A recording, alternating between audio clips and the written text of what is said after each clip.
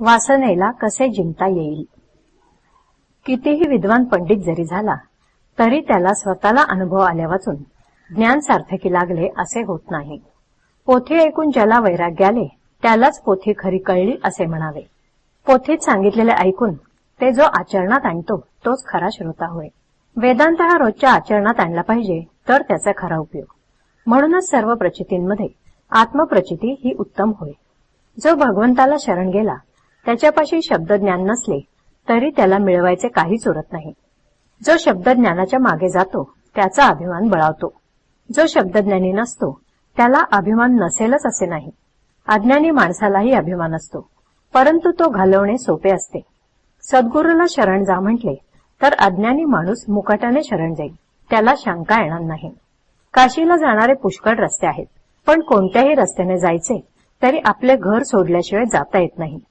हे जसे खरे तसे कोणत्याही साधनात वासना बाळगून किंवा ती देवापासून निराळी ठेवून भागणार नाही.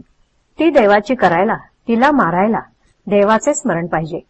भगवंताचे होणे हे माझे या जन्मातले मुख्य काम आहे असे समजावे. मी भगवंताचा कसा होईन याचा सारखा रात्रंदिवस विचार करावा. मी दुसऱ्या कोणाचा नाही ही खात्री असली म्हणजे भगवंताचे होता येते. आपले मन वासनेच्या अधीन होऊन तात्पुरत्या सुखाच्या मागे गेल्यामुळे थप्पड खाऊन परत येते. लोक समजतात तितके वासनेला जिंकणे कठीण नाही. आपली वासना कुठे गुंतते ते पहावे. आपल्या अंगातले रक्त काढून ते तपासून आपल्याला कोणता रोग झाला आहे हे डॉक्टर पाहतात. त्याचप्रमाणे आपले चित्त कुठे गुंतले आहे हे आपण पाहावे, तो आपला रोग आहे. जी गोष्ट आपल्या हातात नाही तिच्याविषयी वासना करणे वेडेपणाचे आहे हे ध्यानात ठेवावे. म्हणूनच विचार आणि नाम यांनी वासनेला खात्रीने जिंकता येईल. मग आपले कर्तेपण आपोआप मरून जाईल.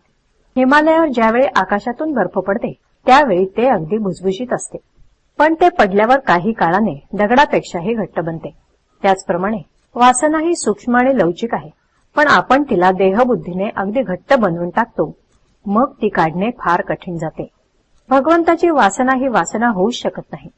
ज्याप्रमाणे कणिक अनेक वेळा चाळून गव्हाचे सत्व काढतात, त्याप्रमाणे विषयाची वासना सर्व नाहीशी झाल्यावर जी उरते ती भगवंताची वासना होय. वासना मारायला भगवंताचे अधिष्ठान हा एकच उपाय आहे.